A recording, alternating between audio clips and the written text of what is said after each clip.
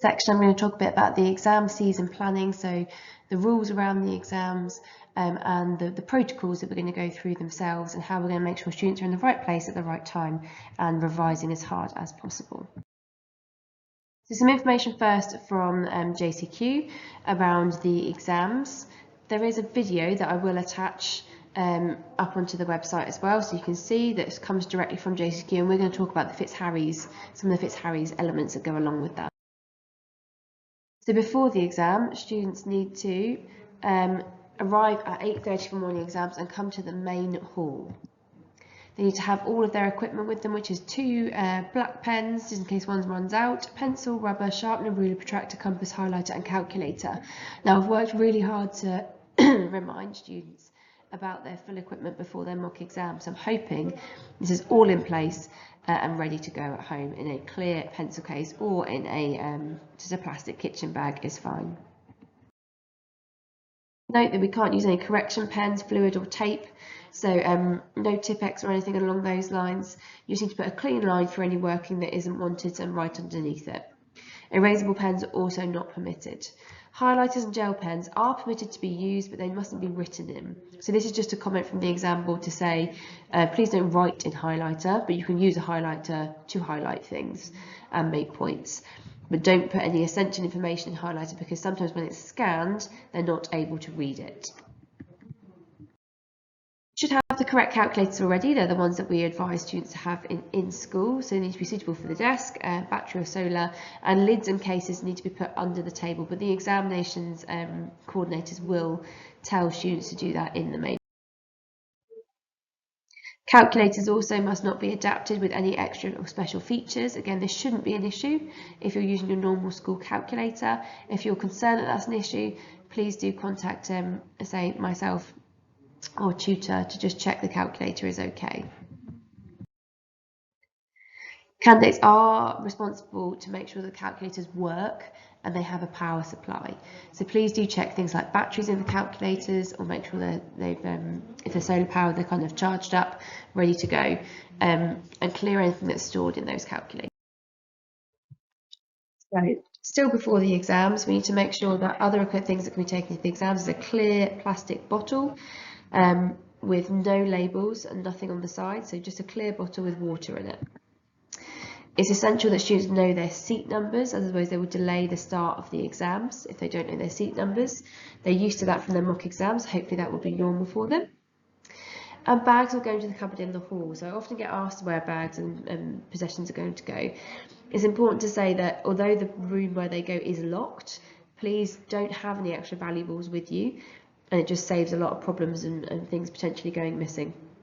What will happen is students will come to the main hall, they'll have their exam briefing, they will then filter out of the main hall, put their bags in the exam cupboard, and then carry on to the sports hall. That cupboard will then be locked. When students come out again, it will be unlocked and students can pick up and collect their bags. Another really important notice for students is to check their pockets. We have had notices of some students unfortunately taking notes into the exams, not on purpose, but just forgetting that they've got revision notes in their pockets, as well as all the usual items there that are displayed, watches and phones and anything that connects to the internet. But particularly revision notes, don't forget you've got those in the pockets. Make sure they're all cleared out and you've got nothing on you that you shouldn't have. It's really important, so we're still at the start of exam, but now we're moving sort of to being in the exam hall. It's essential that students do not talk from the point where they enter the exam hall to the point where they leave. Any talking will be counted as malpractice and will have to be reported to the exam board. And that has been tightened up this year to include any speaking or communication at all. The only people that students should be communicating with is the exams officers in the exam hall, the invigilators. Follow all of the invigilator's instructions. So there's other things that are on the left, their calculator lids, checking the paper, not writing on the paper before they tell you to. You just need to follow the invigilator's instructions. So again, it's malpractice if you can start to write on the paper before they've said, please write your name on the paper. We've gone through this with students. It's essential they remember. They just need to follow all of those instructions really carefully and wait to be told to do things. And check their paper is not is the right tier that's relevant. As I've mentioned already, this is sort of the official guidance. Any malpractice suspected or actual from this point must be reported to the relevant awarding body. So if there's any talking or discussion in the exam hall, or students are writing on their papers and things before, or opening their question papers before the examination has officially begun, the invigilator said you may now open your paper, we need to report that to the exam board, and there will be a consequence for that. So during the exam, ask the invigilators. They are there to help you. So whilst we said not to talk to anybody else, you can talk to the invigilators. So put your hand up if you're not sure about something, if they think they've got the wrong paper, as I said, or they haven't got some equipment, or whatever it might be, or they're not sure, they can always put their hand up and speak to the invigilator. Write in the correct spaces. So there will be spaces where it says do not write in this space. I've shown an image of there. That's really essential. That needs to they need to write in the correct boxes for wherever the answer is, and not outside the lines, etc. And that is just a practical element part of it, because when the papers are scanned to be marked, they can't see outside of those boxes. So anything that's written in those spaces will be lost. Equally, make sure, and I'm sure their teachers individually will be telling them this, reminding them in their exam briefings, but to do the correct questions where there are choices, etc. Make sure you've turned right to the back of the paper. We will remind students about all of this before the exam. Use exam concessions if you have them, so making sure that students who have extra time or scribes or whatever it might be are using those in the exam hall. If there's a fire alarm during the exams, it will not be a drill. So we will have no drills planned for when students are in exams. Students will leave the sports hall in absolute silence. They have to stand in silence on the tennis courts, which is different to normal. If they're seen to be talking at all, exam conditions are breached, and then they will not get a grade. Essentially, they will be disqualified for that exam. So it really is essential, and we will remind students about this before the exams. At the end of the exam, don't take any materials with you, so they need to make sure they leave the papers in the exam hall, and they need to leave in complete silence until they are outside of the sports hall, outside of the examination room. So our rules are before the exam about arriving on time with the correct equipment and the calculator, knowing their seats, checking their pockets and dropping off their bags. At the start of the exam, so when we're now in the exam hall, they need to have absolute silence as soon as they enter. No malpractice, which means no talking to anybody apart from the invigilators. Calculator lids will be on the floor. Check the paper they've got and not write on the paper until they are told to. During the exam, make sure they're using the invigilators. They're there to help you. Write in the correct spaces. Nothing inappropriate, so that means any bad language that's used or drawings will mean the paper will be void as well. Fire and sheltering drills will be outside, as they on the tennis courts, or if it's a sheltering drill, stay in the main hall. Students will know that. We will reiterate that before the exams and use their exam concessions. At the end of the exams, it's important not to take any materials with them, and they need to leave in complete silence. Post-exam information, so after all these, there's a few reminders. There's more information will come to you with the results, but just to run through it now as well. There are some options after results day if the results are not what you would hope to achieve. There can be a clerical recheck.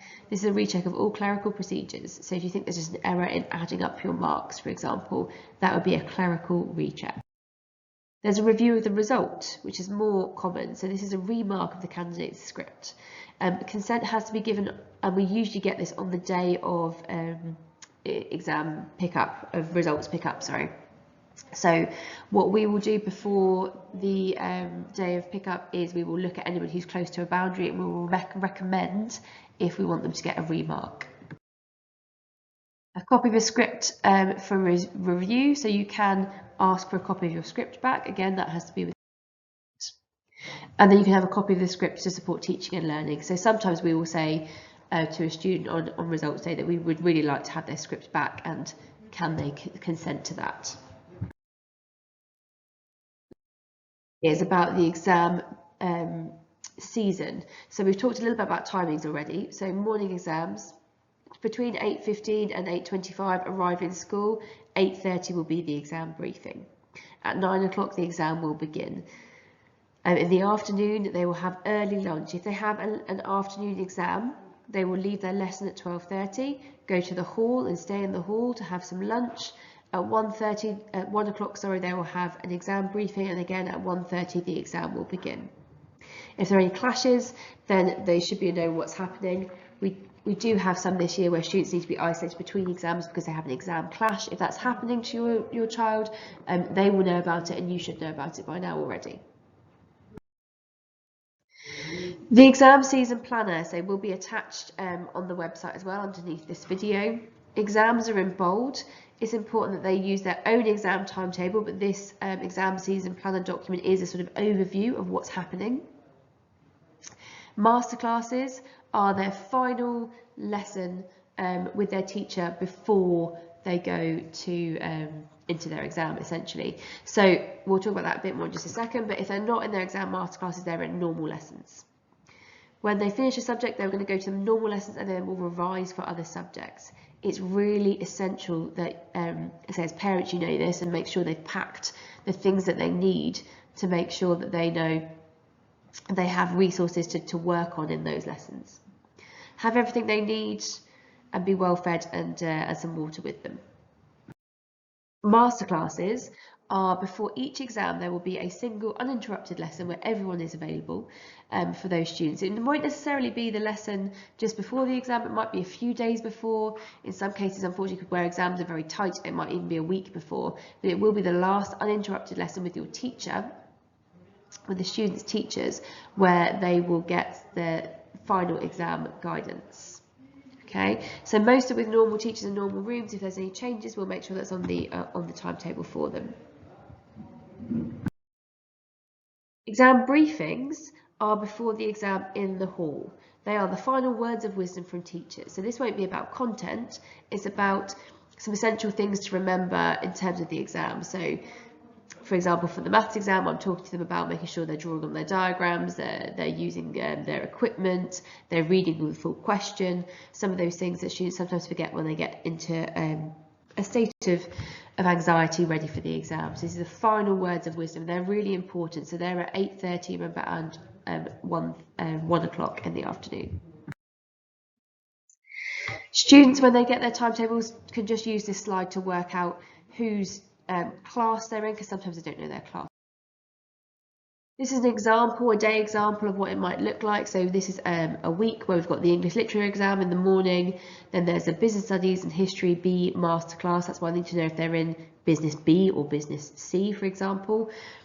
So Business and History B masterclass, and then a Business C masterclass is on period 4. Period 5, where it's blank, they'll just be in their normal lessons. On a Tuesday, we've got the French exam in the morning. Again, if they're not in the French exam, they're in normal lessons.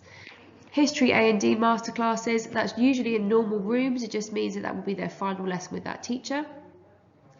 There'll be early lunch for Business Studies students. That means Business Studies students leave at 12:30, and then in the afternoon there's the Business Studies exam.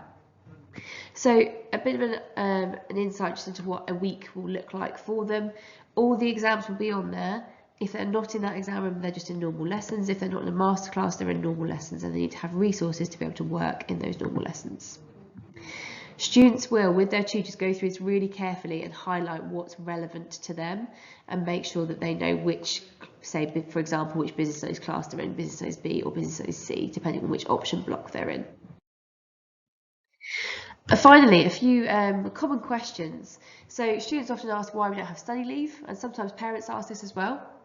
The teachers are the experts and they're best placed to revise with students at this essential time. So it really is counterintuitive to say, right, your exams are coming up, let's pull you away from your teachers and just go and sit at home and study.